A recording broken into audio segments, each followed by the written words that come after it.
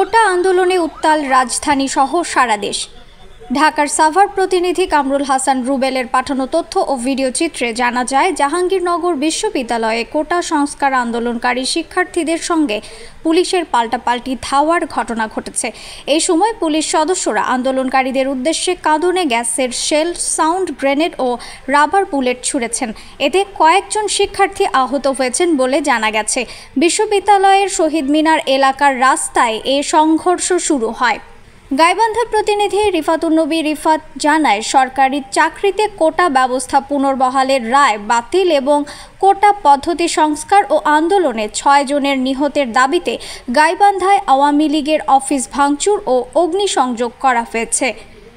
2000-এরও অধিক শিক্ষার্থী একত্রিত হয়ে একটি মিছিল বের করে।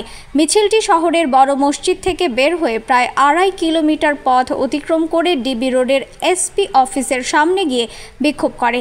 মিছিলটি আবারও বড় মসজিদ থেকে ঘুরে এক রেল গেটে এসে বিক্ষোভ করতে থাকে। এ সময় শিক্ষার্থীর বিভিন্ন দাবি সম্বলিত ব্যানার, হাতে লেখা পোস্টার নিয়ে স্লোগান দিতে থাকে। এ সময় যান চলাচল বন্ধ হয়ে যায়।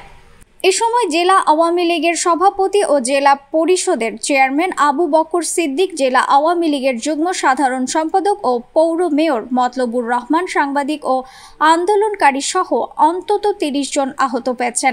পরিস্থিতি নিয়ন্ত্রণে পুলিশ টিয়ার সেল নিক্ষেপ করলে শিক্ষার্থীরা ছত্রভঙ্গ হয়ে যায়। রাজশাহী প্রতিনিধি অজয় ঘোষ জানায়, রাজশাহী বিশ্ববিদ্যালয় থেকে কোটা আন্দোলনকারীদের উপর হামলার প্রতিবাদে ও 6 জনের নিহতের ঘটনায় মিছিল করেছে শিক্ষার্থীরা।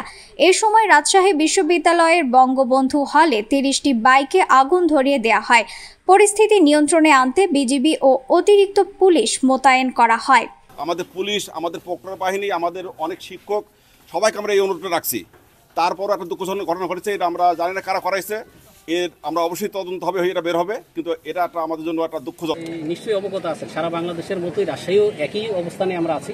আপনারা চারপাশে আমাদের নিরাপত্তার যে আমাদের আইনশৃঙ্খলা বাহিনী আমরা আছি, আপনারা দেখছেন। ছাত্ররাও আন্দোলন করছে, তারাও ভিতরে মিছিল মিটিং করছে। ওরা একটা হলে গিয়েছিল, আমরা ওখানে পুলিশ গিয়ে তাদেরকে নিবৃত্ত করে নিয়ে আসছি ওখান থেকে। এখন এরা শান্তিপূর্ণভাবেই এই যে বিনোদপুর যে ওদের যে মেইন গেট আছে, মেইন গেটের এখানে আছে, কিছু তালাইমের এখানে আছে, শান্তিপূর্ণভাবে আছে। আমরা পুলিশের প্রায় 300 জন ফোর্স আমরা এখানে এখন ডেপ্লয়েন্ট আছি। এই 300-র সাথে আমাদের আরআরএফের আছে, রাজশাহী জেলা পুলিশের আছে, তাদের কাছ থেকে নিয়ে আসছি। পাশাপাশি 100 জনের মতো 3 প্লাটুন বিজিবি সদস্য আমাদেরকে সহায়তার জন্য আসছে। ইনশাল্লাহ আমার মতো এখনও আমাদের নিয়ন্ত্রণে আছে। আমরা আশাবাদী আপনাদের সহায়তা, সবার সহায়তা আমরা ইনশাল্লাহ সেটাকে নিয়ন্ত্রণের মধ্যে রেখেই হয়তো দিনটা শেষ করতে পারি। ময়মনসিংহ প্রতিনিধি জাহাঙ্গীর আলমের পাঠানো তথ্য ও ভিডিও চিত্রে জানা যায়, কোটা আন্দোলনে হামলা, নির্যাতন, হত্যার প্রতিবাদে ময়মনসিংহে কফিন মিছিল করেছেন শিক্ষার্থীরা। এ সময় রেল লাইন অবরোধ করে নগরীর কৃষ্ণচূড়া চত্বরে শিক্ষার্থীরা জড়ো হয়ে বিক্ষোভ মিছিল ও অবস্থান কর্মসূচি পালন করে। এতে আনন্দমোহন কলেজ, নাসিরাবাদ, ময়মনসিংহ মহাবিদ্যালয়, পলিটেকনিক্যাল ইনস্টিটিউট সহ নগরীর বিভিন্ন স্কুল ও কলেজের হাজার হাজার শিক্ষার্থী অংশগ্রহণ করে। এ সময় তারা স্লোগানে স্লোগানে নিহত আন্দোলনকারীদের হত্যার বিচার দাবি করেন। নিউজ ডেস্ক, রিফাত আরা ইসলাম, ভোরের আকাশ।